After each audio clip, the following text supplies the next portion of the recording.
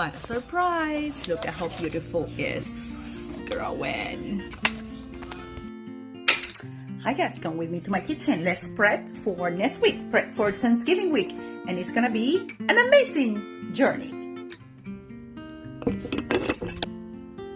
Okay, let's feed you. Let's feed my Esperanza batch number 2.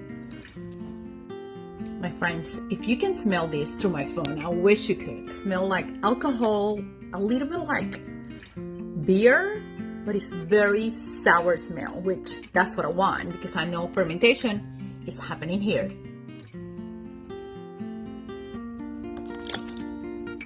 Easy peasy, 1/3 cup of all-purpose flour and 1/4 cup of filter water.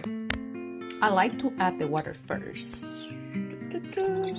Okay, mix, mix, mix. It's very liquid. The all-purpose flour. I'm gonna use a funnel to make sure I don't make a mess and all my flour goes in. Awesome. It's gone. I have a good companion here next to me. Mix to dissolve all the flour. And it's gonna be like in 2 seconds. Guys, I like it to keep it as a pancake consistency. So you can pick to do it harder or liquid. It's your choice. Guys, because Kentucky is pretty cold and we are becoming a winterized blizzard state this past week, I'm gonna start my oven to keep my kitchen a little bit warmer. So I keep it open, I keep it on for maybe 10 minutes. I'll show you. Into my oven, start my oven in 350, let it rest or let it warm for 10 minutes. It's on, and after that, I turn it off. After that, 10 minutes in, I open my door, let it open, and let my kitchen get warm by that heat that comes out for that warming section. That will help my sourdough starter start growing and feel comfy. That's what we want. Grow. Fermentation. Let it grow, let it grow. I use a coffee filter and I cover my sourdough starter with the filter so it has some breathing area, some breathing, pouring cover. If I seal with this lid, it's gonna complete shut down my oxygen, and I want some oxygen coming in and out from fermentation. That's what we want. Let it grow. Okay. That's what I do with a rubber band. I will cover it and I seal the cover.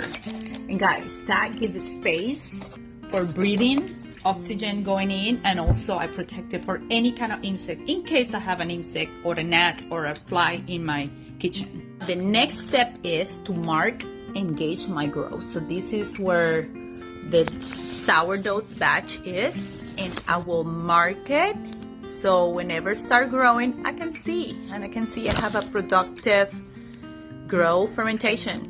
That's it, and that's all. Let's wait maybe 2 hours. And one more time, let it grow. Guys, sometimes I need to make big arrows to make sure I know. Sounds very silly, very kindergarten, but that's how it works for me. I'm gonna let it rest in a warm area, room temperature warm area around my kitchen. So this was my oven on. I'm gonna turn it off, let it open for get this baby warm. And I'll be back in 2 hours, guys.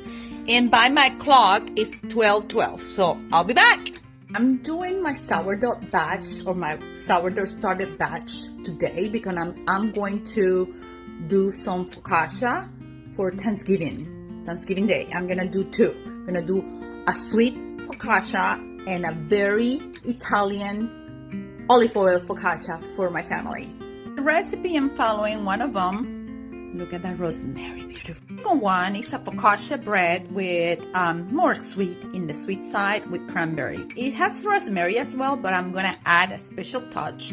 I'm gonna add I think goat cheese, so that's gonna be my twist. Guys, I love baking. I love the bread making art, and I a great time always. And I like the preparing 1 or 2 days prior the baking. That's the best part. So Saturday has been an amazing day for me to do those prepping activities for next week, which is gonna be one of my favorite holidays, Thanksgiving week and Thanksgiving Day.